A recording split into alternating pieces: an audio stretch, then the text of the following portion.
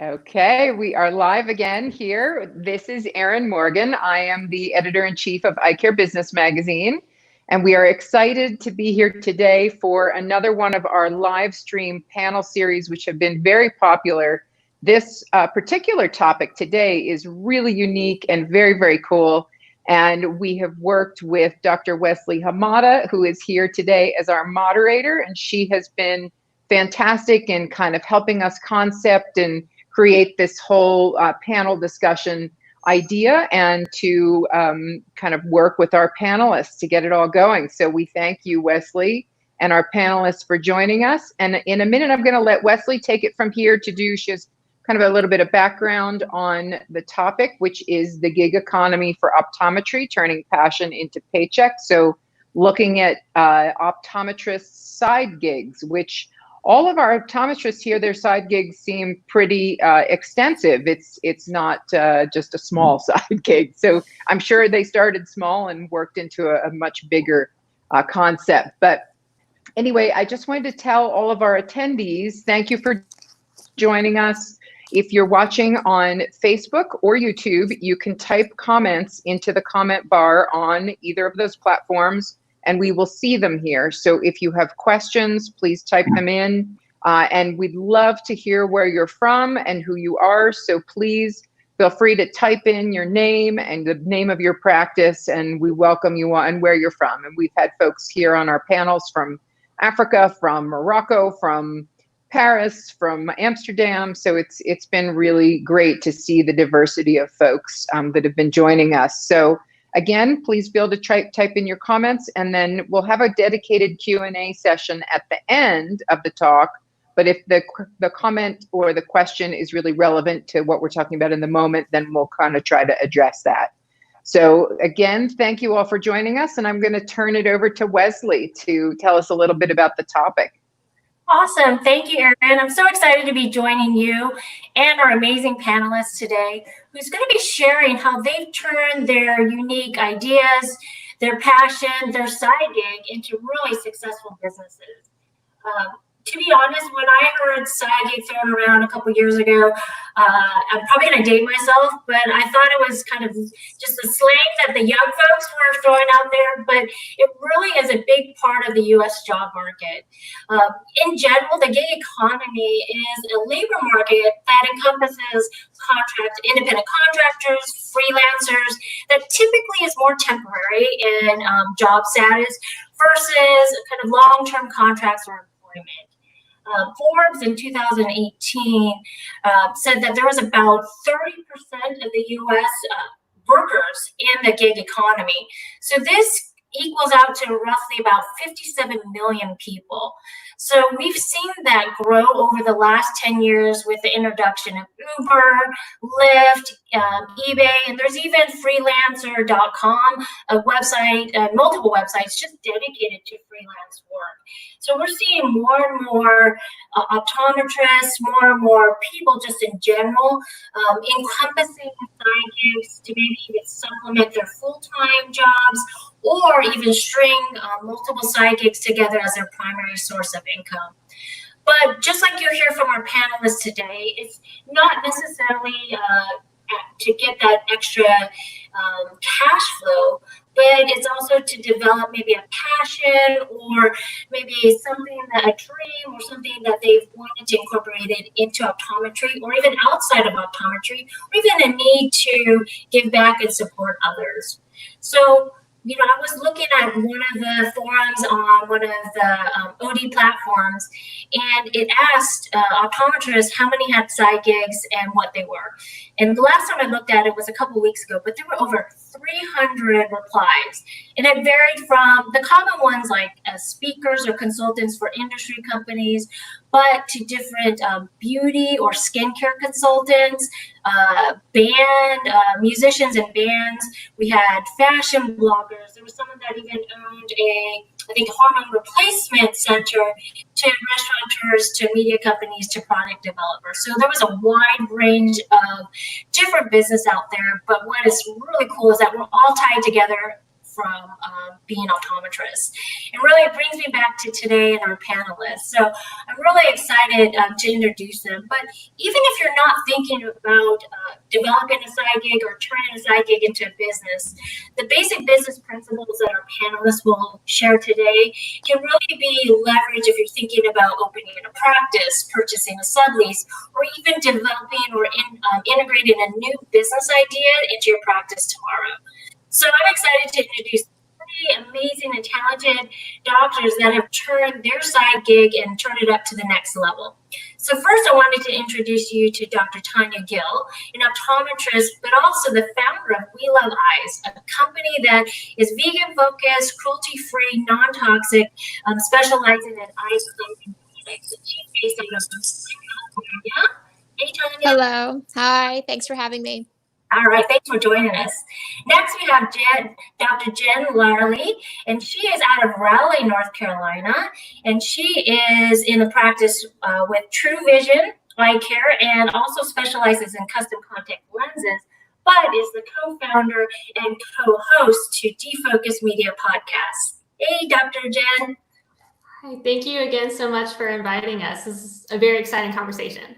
Awesome. All right, and last but not least, we have Dr. Jay Choi, or also known as the culinary doctor. I love that.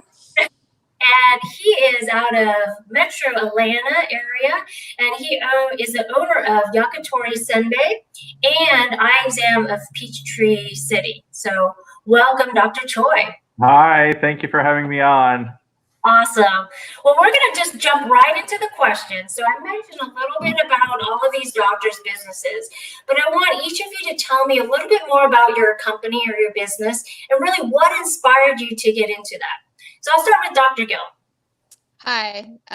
Yeah, I love going first. So what inspired me to start We Love Eyes was actually bad patient behavior. So I had this woman who stopped. Did we lose her?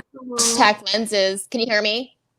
Yes. These contact lenses you prescribed me are terrible. Can I try something else? And I just flat out, oh, where's my video? Can you guys see me or no? Can't see you, but we can hear you. Oh, okay. So hopefully I'll come back on. But anyways, she blamed the contact lenses, and it was actually she just never removed her eye makeup. And so that started the conversation, and I said, let me get back to you. And sure enough, there wasn't something that met her requirements, which soon became my requirements. Vegan, cruelty-free, clean beauty essentially was the trend. And this is 5 years ago. And so I actually made it in my kitchen and started giving it out to patients. And then before you knew it, it just became a company. So it just kind of trickled down from there. That's awesome. All right. How about Dr. Larley? Yeah, so Defocus Media is the name of our company, and Daryl Glover, this was really his brainchild. So I'm going to give he really convinced me that this is something that we needed to do. And the idea was founded on a lot of negativity that we were seeing when it came to online discussions of optometry. When I graduated optometry school in 2011, even like doctor or student network forums, people were saying, oh, don't go to optometry school. It's a horrible career. You'll never make any money. You should be dentist. And then years later, that negativity was still on Facebook forums and groups. And we decided it was really important to have a positive place where people can talk about the things they love about optometry and share that creative and positive energy. And that's what sparked Defocus Media. Awesome. Yeah, and I've listened to a lot of those, and it's grown over the last couple of years. So I'm excited to hear more about that. All right, Dr. Choi. For me, really, like food has just been a passion of mine since childhood. Originally, I wanted to go to culinary school, but having Asian parents went in a different direction. So, but really, optometry has really lended me to be able to kind of partake in different types of food, and that's where the passion came from. And in 2016, I sold my practices and just was working for the company that purchased us. So we sold to a private equity group. But I think there was just kind of a void in my heart where, going from being the boss and now you're this employee. And I felt like I needed to do something that was, true to me again. So, yeah, I bought a small kind of rundown failing restaurant with the hopes of just trying different recipes and trying different foods and different flavors and just kind of having fun with it. And then somehow it turned into a real live restaurant that we couldn't just close. So yeah, so it was a blessing that just kind of happened and just the success that came with it. Fantastic. Wasn't it featured on the Food Network? It was. We were featured My on gosh. Diners, Drive-ins, So and cool. Dives. So that kind of put us on the national map and put us into just another stratosphere of expectations and just guests coming in and enjoying what we had to offer. So we were very fortunate to have that be on that show. That's awesome. We were all talking earlier to you guys that are on right now. We said, well, hopefully maybe if we get another live meeting, whether at Seco or something, that we can all go and eat at Dr. Choi's restaurant. No kidding. Yeah, you guys are all welcome to come by. Awesome. Well, so, speaking of which, the one thing we all have in common really is that we all went to optometry school. We had a lot of education. Starting a business is not easy. And so one thing I think that we think about is that can we start a business if we didn't go to business school? But there's a lot that we've learned in optometry and just healthcare that we know that can actually differentiate really our businesses. So just to all three of you again, I wanted to know, how have you leveraged your degree or just your knowledge of healthcare to differentiate your business from your competitors? So I'll jump with Dr. Jen. Yeah. Well, so this one's probably a little bit more straightforward for us because we are an optometry podcast, but it helped, I think, specifically that Daryl and I were both full-time practitioners, where a lot of other media that was being produced out there when it came to optometry, the doctors weren't actively in the chair. They had graduated, they had degrees, but they were doing more of the industry side of things. And we brought our experience of everyday patient care and the kind of stuff that we were having difficulties with and the kind of information that we needed to grow as clinical practitioners to the podcast. And I think that made a unique voice for us. That's awesome. Yeah. How about Tanya? Dr. Tanya? Yeah, I think what makes We Love Eyes work is that it's authentic. I do have a degree, which is very handy, but my products are pretty much invented by my patients. There will be a problem and they'll help me work out the answer. And, we just launched a new product and I remember the patient saying, well, why can't you just make it like this, Dr. Gill? And I said, you know what? Great idea. I can. And so I do. So that's what makes We Love Eyes successful. Yeah, basically you have your own market research group sitting in your chair, so that's pretty awesome. Yeah, for free. It's great. All right, Dr. J, how about you? Really, just having a small business background, having your own practices lends to allowing you to know just the basic models of running a business.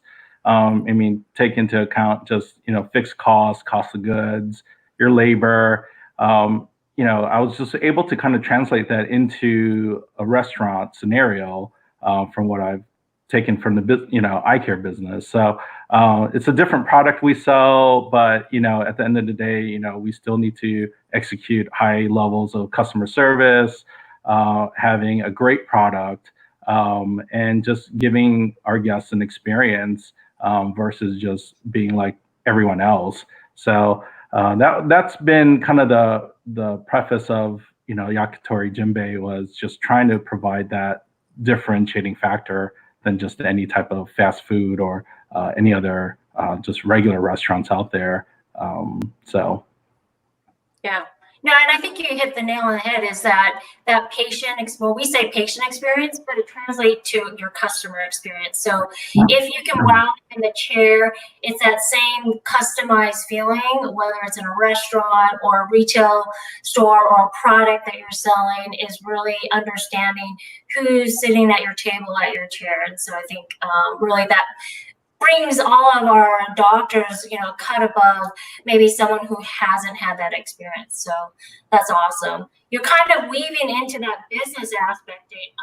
Marketing is such a big part of business, and you obviously need to have a successful and a valid product. But if you have poor brand recognition or poor marketing strategy, your product's going to be irrelevant. So I wanted to start with maybe Dr. Gill. Tell me a little bit about your marketing strategy, that you have with your product, and kind of where, how did you start marketing, and what was that strategy behind it? Yeah, We Love Eyes just got super lucky. So I had this guy walk into my office with an eye infection. I said, "Do you want to try my foaming cleanser?" And so he did, and he ended up owning a digital marketing company. And so he's now the person I use. So we hired it out. So I don't know anything about digital marketing. I know a lot now, but it's been 5 years. But we do hire a company. We pay them rev share, so they get a percentage of all the sales. So they're in it to win it as much as we are.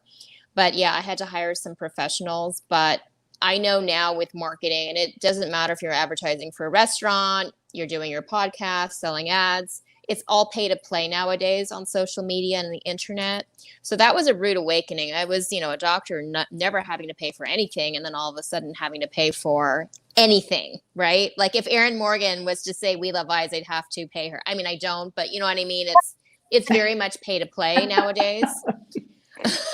Right. We love eyes. Yeah, thank you. That was free. But it's a brutal learning curve. And the good thing about the internet is you can actually watch a YouTube video and learn about it. And so I didn't have a business degree, but I went on the internet and took some business courses, took some courses on digital marketing, just to have a basic understanding. But marketing is expensive, but it's the driving force, especially if you're doing a product or a service. No doubt. Yep, absolutely. And I think you said it is that you paid for it. So if you're not the subject matter, surround yourself with, subject matter experts. So don't try to do it all if you don't feel comfortable. It's okay to bring in those subject matter experts because you're good at what you do. Fantastic. All right, Dr. Jen, how about yourself? So we're a little bit opposite, where Daryl and I were all organic, bootstrap, social media, getting the word out about our podcast, but it's very niche who's going to be listening to our show. We're not advertising to such a large consumer base like Dr. Gill is. Every now and again, we'll do a Facebook ad promotion that's targeted, but for the most part, we just share our information and the podcast topics that we're talking about on the major platforms. We use a lot of Instagram, a lot of Facebook, and LinkedIn has been a really big difference maker for us. And just engaging in the community. We may not have hundreds of thousands of followers, right? But there's only so many optometrists. So a small community where you personally get to know your listeners and it's more like a family group has worked really well for our type of business. Awesome. Well, to both of you guys, do you guys use influencers? That's such a big part of, kind of, at least for the fashion industry, and now with a lot of things is using influencers or bloggers. Do either of you guys use that strategy at all? I can kind of answer that. We Love Eyes has no money, so it's been really hard. I finance the entire thing. So every dollar we spend basically comes out of my husband's ski budget and mountain bike budget. So we've had a hard time. I've had a really hard time balancing how much money I can spend and how much money I have. I certainly don't want to borrow money. But yeah, we do a little bit of influencer here and there, but we do mostly free influencer. That's been good because it's authentic in a way, and it's at a good cost for us. But eventually when We Love Eyes grows, we can afford to actually get some real influencers, paid influencers. But then I always thought to myself, is that authentic? Is it not? How do I feel about it? So we'll see how I feel about it in in 50 years. I'm kidding. In a few years, hopefully. It takes a long time. Yeah. I mean, I think in at least maybe not so in the consumer side, but the O.D. side, you do see that our community kind of bands together and supports. And it's not as much, on the fashion and retail side where you do have to pay to play. But you do see a lot of colleagues supporting each other. And we have our own, O.D. forums out there that do promote it. And luckily at this point, they're not asking for money. So it's just authentic. And I think that's a great thing about our community, that we're so tight knit and small that we still really like to support each other kind of in whatever business. So it's kind of a roundabout, maybe it's a free influencers, but it's really our colleagues just promoting what they like. So I think and I think optometrists, at least for product, they're influencers in themselves, and after this live cast, I mean, if I'm in Atlanta, I'm eating at Jay's restaurant, right? We all are now, right? Influencer. Definitely. Yeah. Awesome.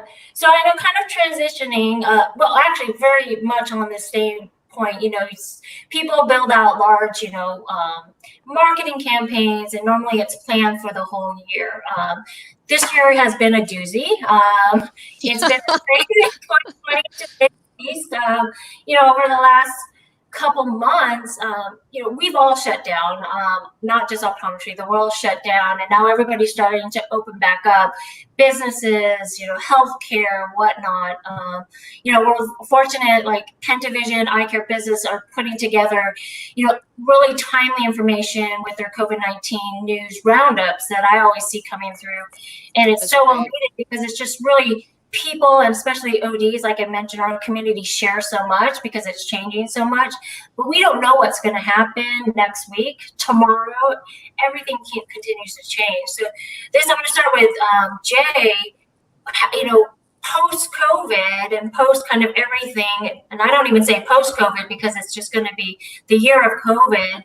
Has your business strategy, or are you looking at changing your business strategy? And it's probably impacted you in the restaurant business, and let alone the eye care business. So are you looking at re-strategizing? Are you changing anything up, moving forward? Oh yeah, definitely. Just with the restaurant side, we went from, firing on all cylinders to a dead halt. I mean, it was pretty, bless you. But it was pretty devastating that mid-March. So just, going from there, we had to really think about, where we're spending our marketing dollars, where we're, budgeting, even with staff. And it was definitely a change. And, our business now model is more to-go business and takeout. So we have to make sure that we have to implement that. And our food, really doesn't travel well, especially if you're trying to get ramen, that, you got this hot lump of, kind of noodles that's steaming. And so we have to reinvent how to make sure that we are packaging properly and cooking it properly so that the customers can still experience the flavors and not get a big congealed, clump of noodles. Yeah. That, when you get home, you're going, how do I eat this? So, we have to really try to look into how do we package. Now we have bowls that you can just, pour the broth right into so that the customers can just eat right out of the bowl, because who wants to take to go and then have to recook it at home. So and just going through all those processes and trying to figure out what was the best way to give them the experience that they would get at the restaurant dining in versus having to do a takeout. And then just for the future, we're looking into having our own delivery team, because a lot of the third-party delivery restaurant sites, they charge an arm and a leg, and it's really hard to stay profitable with those type of services, taking over 30% of your revenue. Oh wow. it's, and that being, over 50% of the revenues that come in, now you're operating almost like at a 20% discount all the time. So, the restaurant margins are not this, anywhere near optometry margins, unfortunately. So it's been a challenging time, but we're getting through it. I mean, we've, with all the new guidelines in place, we're able to still offer our restaurant, and we're still open for business, and we've been very blessed. Awesome, great. How about Dr. Gill? How about in your product line? Do you work with a lot of retailers or wholesalers? Have you seen any change there and kind of re-evaluating how you're looking at your business strategy moving forward? Yeah, I forget what percentage is, but I think we're over 50% wholesale, which is very strong for us. So when optometry offices closed down, nobody was placing orders. CVS as well, people just weren't shopping. So, that was very difficult.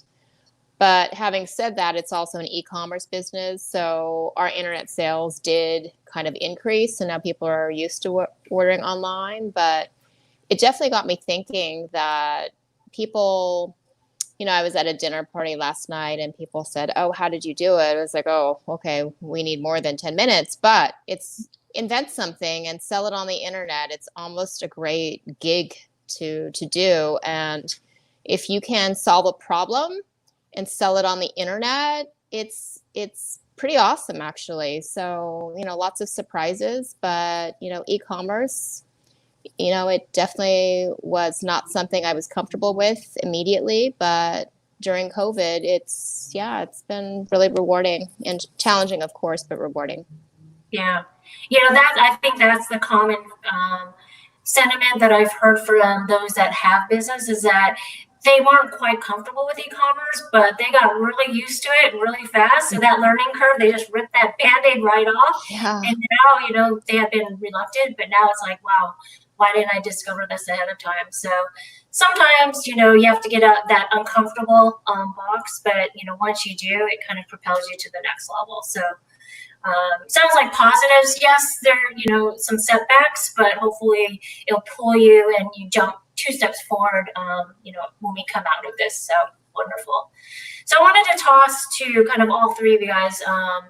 We've talked a lot about, and we could go on for hours about just, insights of business and whatnot. But, for those are out there that are kind of thinking, gosh, I have this idea, I have a product, I have maybe this startup. I don't even know where to begin.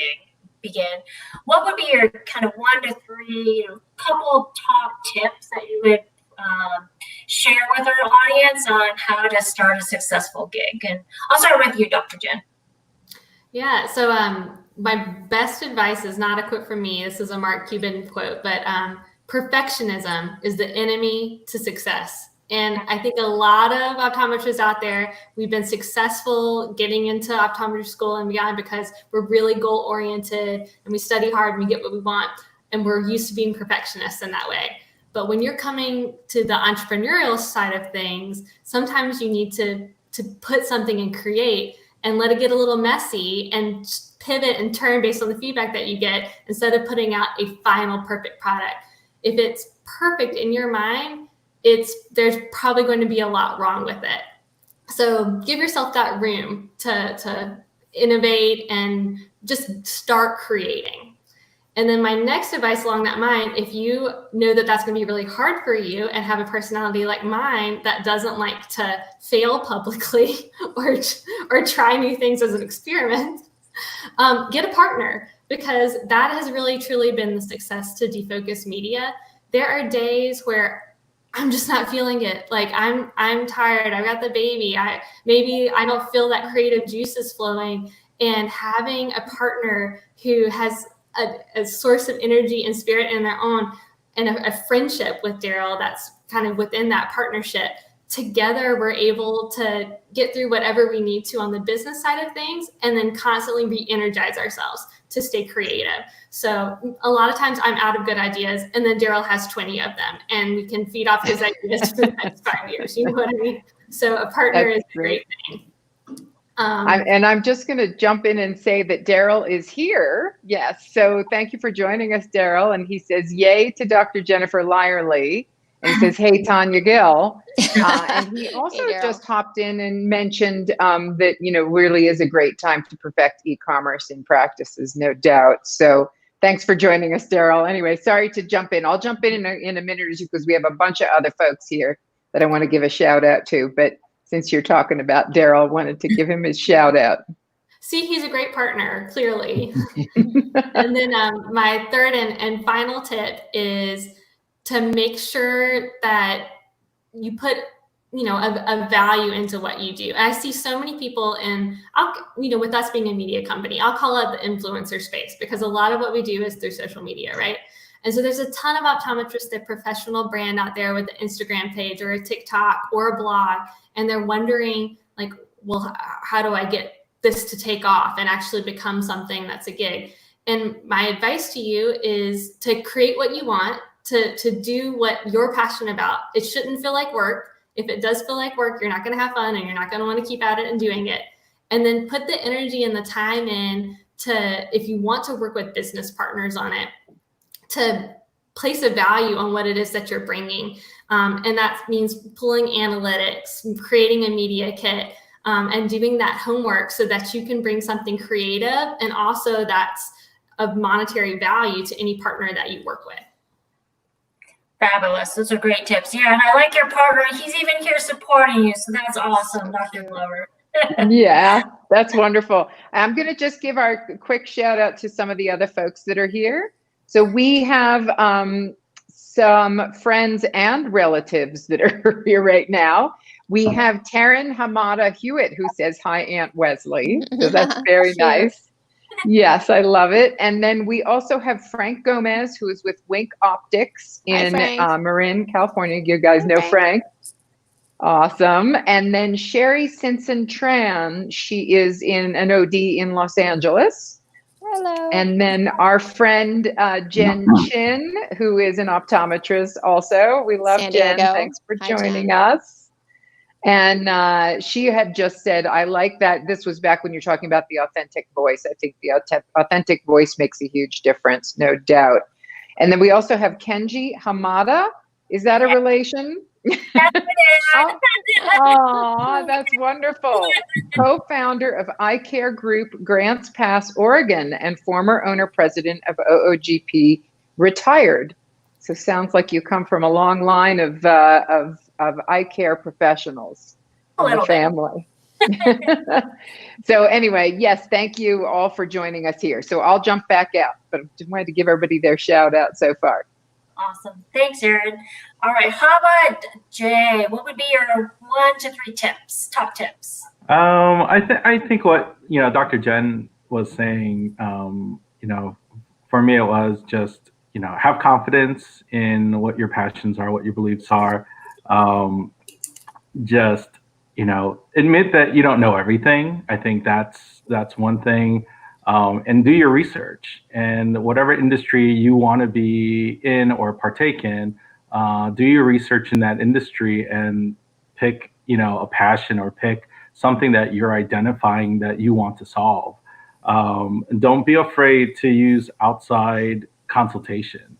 That's I think key in a lot of things, because we as optometrists, we feel like sometimes we need to know it all, as doctors, and we need to know everything about everything, or that we already know everything about everything. So, when it comes to business, I don't think anybody knows everything. So just being able to kind of put that forward. And then 3 is just put, action, into words, or words into action. So, I didn't know anything about the restaurant industry other than being a server when I was in college.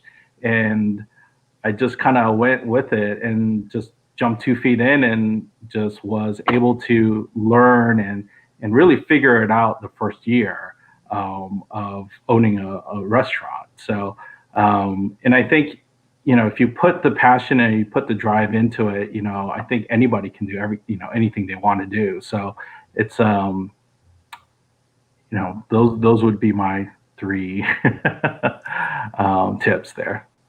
Awesome. How about Tanya? How about yourself?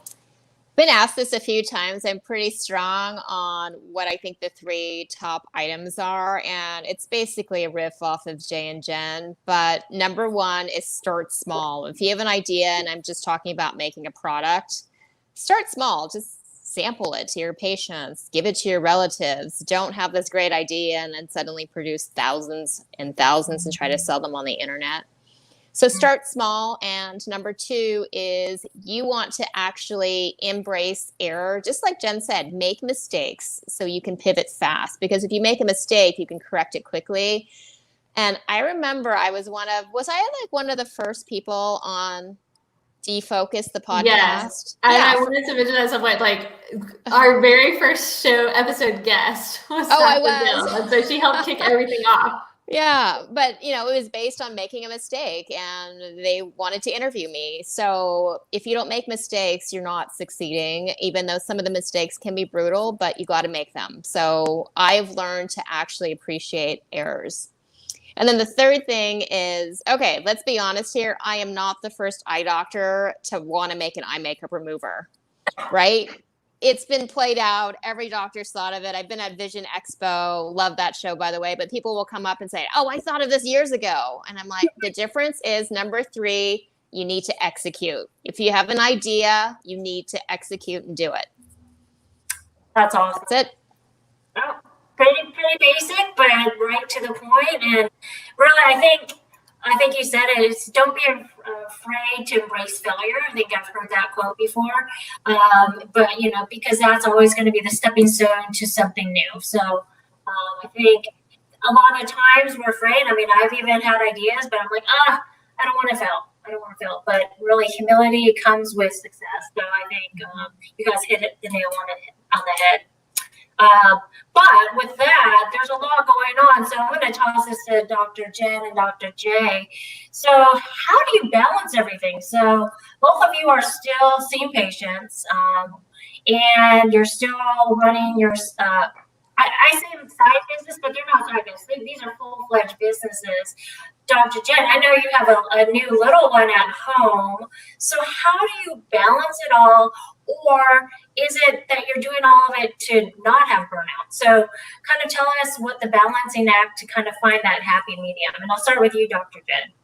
Yeah. So I have a 1-year-old, but here's the honest truth of everything. And my husband has told me that maybe this sounds negative, but I haven't figured out a way to say this that's honest without maybe it having a negative spin on it. But you don't do it all. You always feel like you're not doing enough. And in my case, like every part of my life, I feel like I could be doing better, right? Because like when I'm not at work, well, I could be at the office. Like I'm working on buying into a private practice. I could be putting so much energy there and ideas there. And then with the podcast, there's like 5 million haven't had a time to pursue yet or do because I don't have time to do them. And then, every time my baby takes a nap, I have to choose in that hour and a half, like, am I going to clean my house? Am I going to research Montessori play activities to teach her how to look at colors? Or am I going to like sit down and write this article for Defocus? Or I'm going to take a webinar to be a better doctor? Like you will constantly feel a sense of failure because you can't do everything to the highest standards that you have. And that's something that I'm just trying to sit in and live with and learn to be happy with. And I hope that doesn't sound negative. It's true. And I think there's a way to embrace it and be happy. Yeah. It's very realistic for sure. Someone once told me, give yourself grace. So give yourself a break because you're not going to be able to do everything and you always want to do something. But if to the outsider, you're doing a lot. So I would say give yourself a break, give yourself grace, and embrace what you do. And it's a lot. So wonderful. Dr. J. For me, a lot of it is just putting the right team together and in doing so, making sure that you are training properly. And with that training, you know, taking the time to train, I think, is one of the most important parts of having a successful small business and a successful team that you can trust and you can delegate.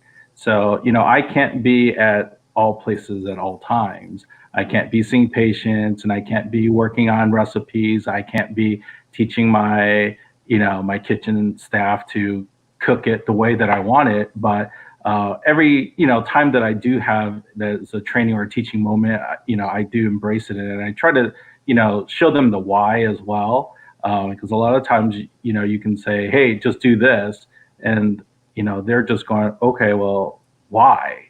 And so, and if you can incorporate the why, I think it becomes a together moment rather than just you barking orders at somebody and saying, I want you to do something.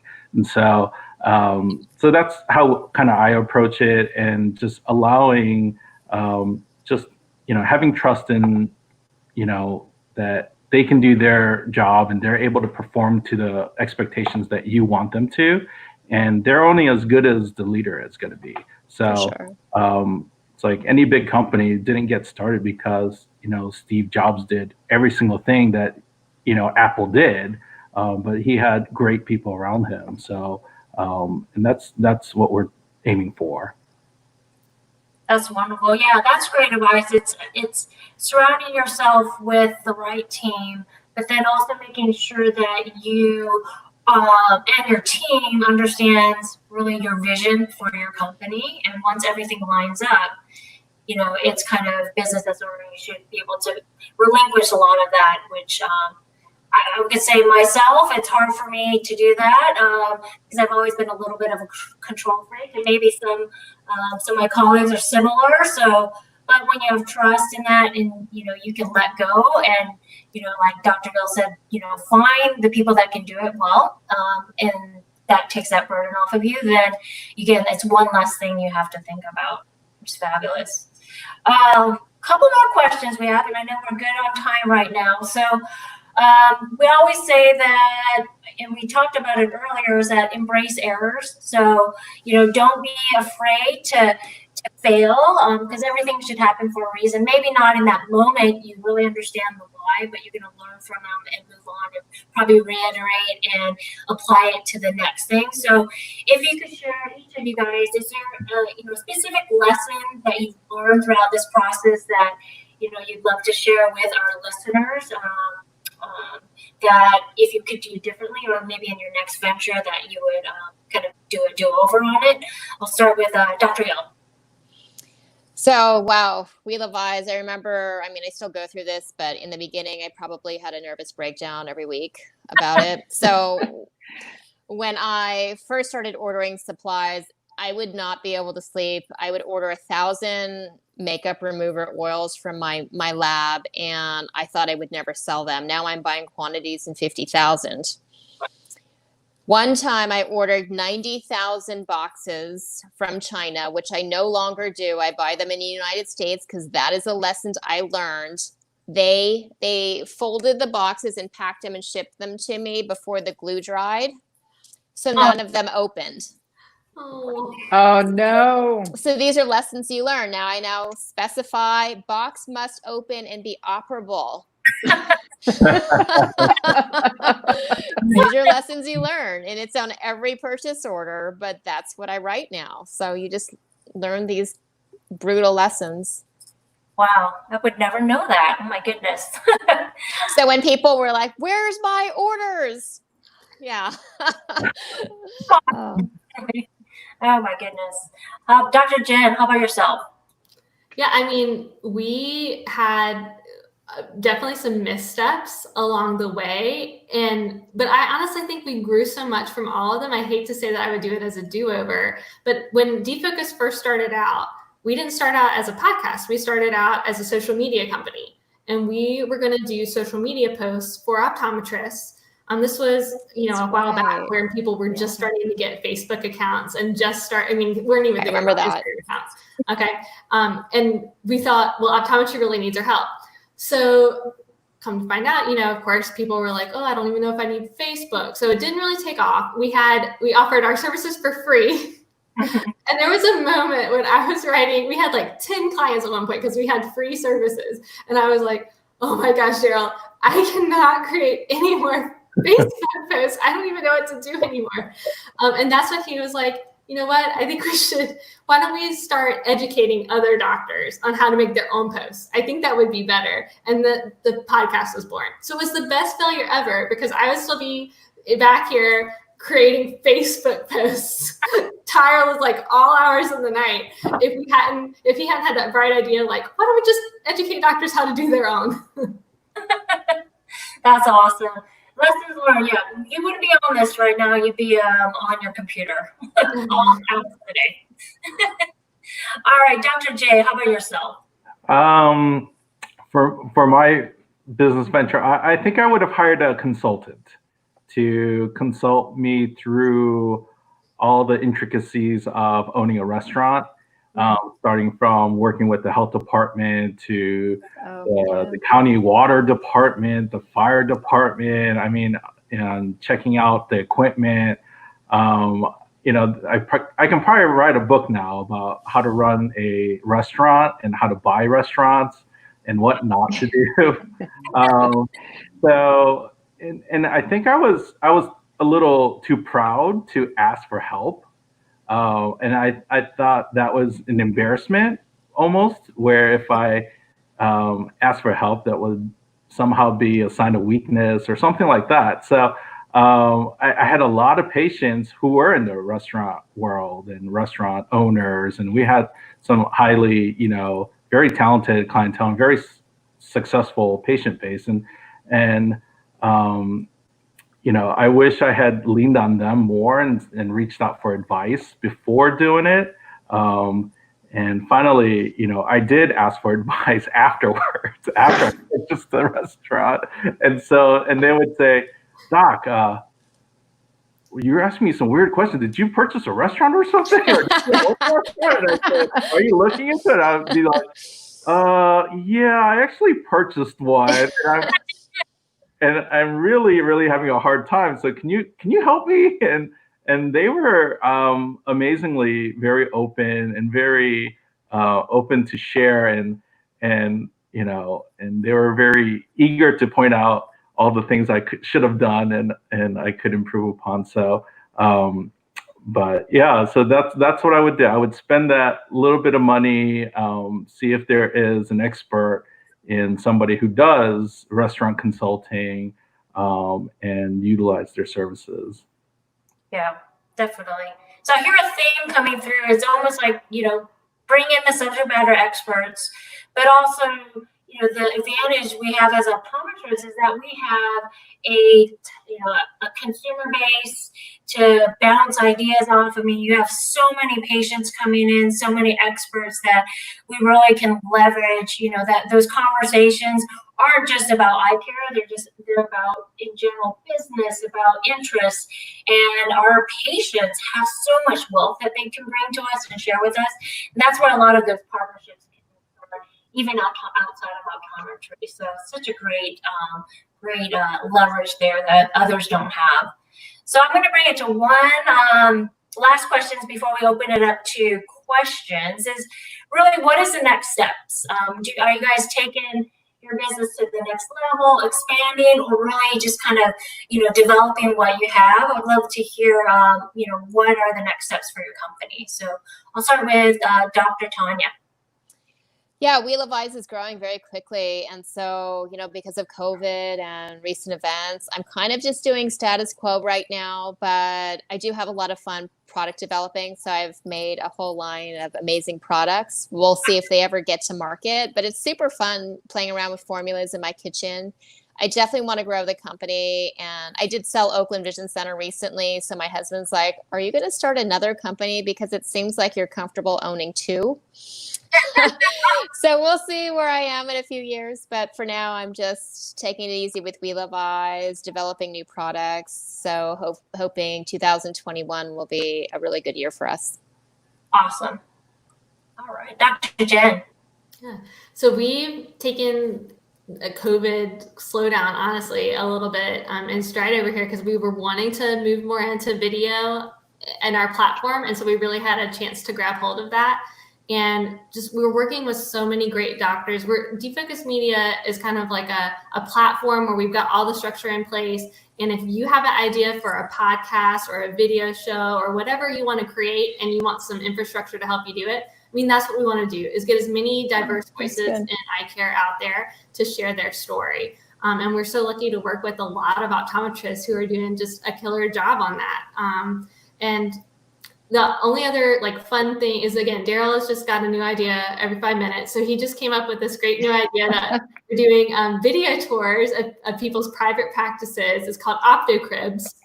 And that's cool. Yeah, it was so much fun. We did the first episode and I loved it. I got so energized about what I want to do in my practice. So we're looking forward to seeing that segment really take off. That's fantastic. So almost you're allowing others to have their side gig through your platform. So yeah, that's what we want. Like, let me help you. We want your name out there. Let's help you make some money doing what you love to, because the investment's already been made by us on the infrastructure in place. That's awesome. Awesome. All right, Dr. J. Yeah, for us, really, pre-COVID, we actually had plans to open 2 more locations. So that was put on hold initially. So now we're looking really about 8 to 12 months forward, and looking at some different sites and see if we can negotiate some better terms due to COVID. And so yeah, we have a couple more locations in the works. So hopefully in 2021 we'll have a couple more concepts. Awesome. So that's kind of on the horizon. It's awesome. I didn't have dinner, so I'm very hungry. I'm like, we're talking about. I know. I'm like, I'm getting hungry. So you need to come down to Jacksonville and expand down here, I think. Maybe a franchise. We'll think about that. Yeah, there you go. You got franchise out. All right. Well, let's talk offline. I love it. So I we think do have a couple of questions that all kind of shout out here. And, I just have to say, like, it's so inspiring to hear you all. And, I love the side gig thing. I've kind of always had, a bunch of different things going on myself. I think everyone here is, probably very good at multitasking. And even if, Jen, I get you too, because, with a child and, with all kinds of stuff going on, and Tanya has 2 puppies, right? So like, I mean, a friend just told me that a puppy is like having a child. So, Oh yeah. so, everybody's super busy. It's really impressive to see everyone's multitasking. A question for you is, how many hours a week on average do you work?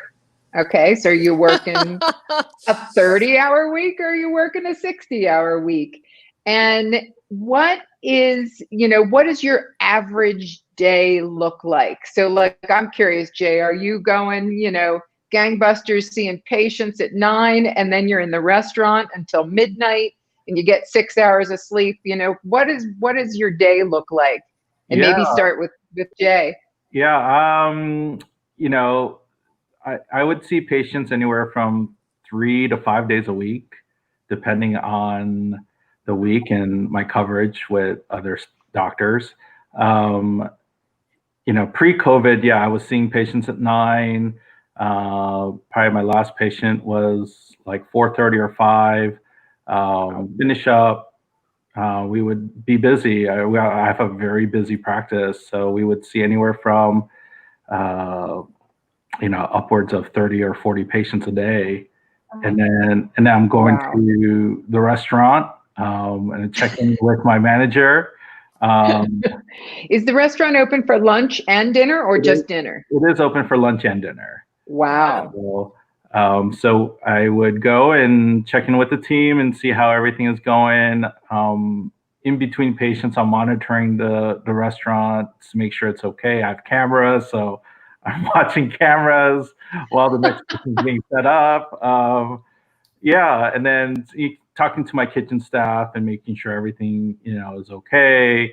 And then I try to take a couple nights off a week, so that I'm not there, to kind of balance things out so I can spend time at home. And then Sure. we're closed on Sundays, so that helps with the Oh, rest. that's good. So you got one day. So we are closed on Sundays, so which I think really helps to balance out everybody at the restaurant, because we have a lot of staff that do attend church, and so Sure.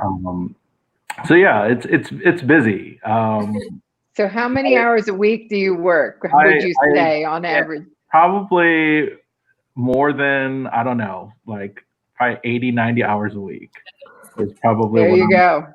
That's what you've got to figure, yeah, with going for both of those. But you love it, right? So yeah, it's I wouldn't change it for anything right now. That's awesome.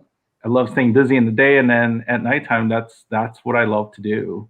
I'm not in the kitchen as much anymore. In the beginning, I was, so I don't have to be in the line, cooking. But in the beginning, that's what I would do. I would see patients, and then actually I'd be in the line, cooking back and shouting out orders and stuff like that. Awesome. That's great. So, and how about you, Tanya? I know, both you and Jen work an awful lot. So what's your kind of average, day look like? And when you were in your practice, you're going all day, right? And you're doing We Love Eyes, and you have other stuff that you do as well.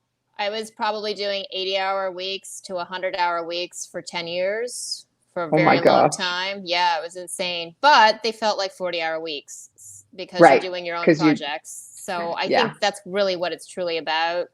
So if you're spending, now I'm at either 40 hours to 60 hours a week, and it feels like 15. I mean, it's easy now. So, I mean, there's times when I'm emailing you and it's 11:30 at night, right before bed. Totally. Right? So I think as long as you're doing something you love, that you have a greater purpose for, and if you truly feel like and know that you're helping people, 80-hour week feels like about 40. Exactly. For sure. And Jen, how about you?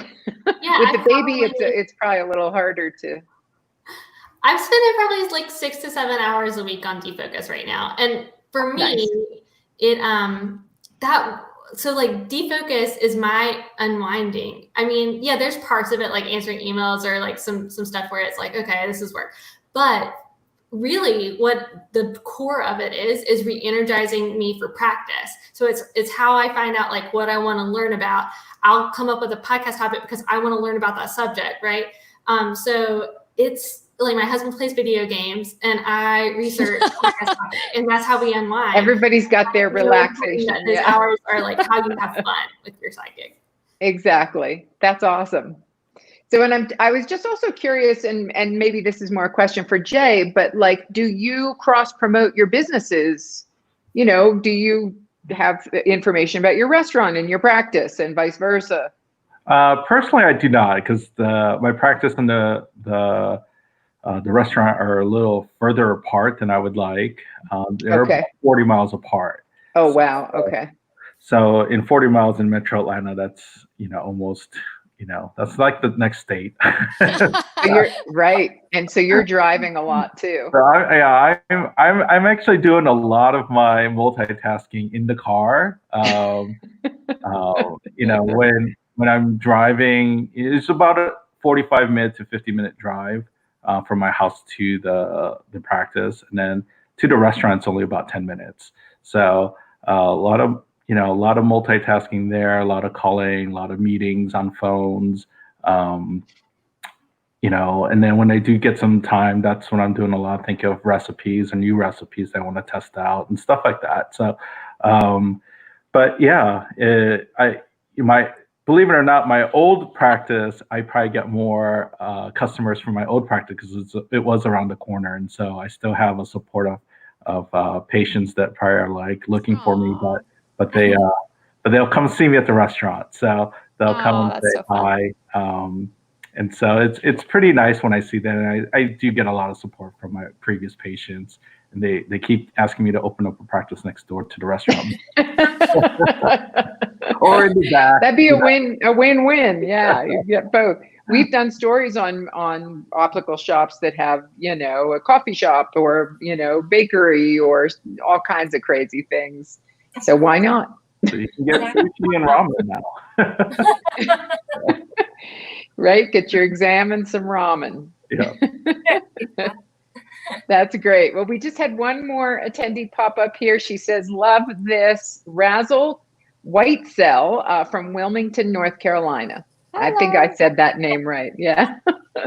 So thanks for joining us, and thanks to all our panelists and to all of our folks that have joined us here today. And Weslie, I'll turn it over to you to wrap it up, but I'll just, and we don't have that was the end of our question list, but we just want to say, stay tuned to our social media for Eye Care Business on Facebook and Instagram and LinkedIn and Twitter, because we'll have more live stream panels coming up. We have been running them every week, at least once a week, during the COVID-19 crisis, and helping folks with information and resources through that. And we've just wrapped up a whole month of our Ready to Reopen series. So we've been taking tours of practices and optical shops as they reopen. They're all archived on our YouTube channel and on our Facebook page. So just wanted to let everybody know you can check out any of that information, and there'll be lots more to come. So thank you all, and I'll turn it over to you, Weslie.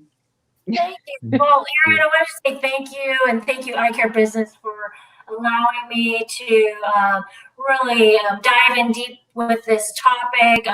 Thank you to our amazing and talented O.D.s. Thank you. Wealth of knowledge. You took time out of your day. Some is in the middle of your day to really share really your knowledge and kind of just the business basics that a lot of our audience can take back to whatever they're going to develop. And I would love to hear back if we have any attendees that are going to be developing anything new, be kind of a follow-up on what's coming out of. But I think what was timely is that a lot of this is changing, and we're very fluid. And like Dr. Jen said, we're pivoting through COVID, through just a lot of change going on. And it's really been just for me inspiring to see not only our doctors here, but doctors across the country come together, support one another. All the injustice going on. Everyone, I just really makes me happy and really proud to be an optometrist, to just see our community support one another through whether it's COVID, whether it's a lot of the injustice going on, is just really standing up for one another. So you guys truly inspire me. My profession truly inspires me, and I just want to say thank you to everybody out there and to all of you guys. So thank you guys. Thank you so much. Thank you. Thank you for having us. All right. Thank Stay safe, everybody. You too. You too. Yes, Bye, stay Erinn. safe, Thank and you. we'll see you again soon. Bye, Jay. Bye, Jen. Bye, Weslie. Bye, everyone. Thank Bye, you. everyone. Thank you, guys.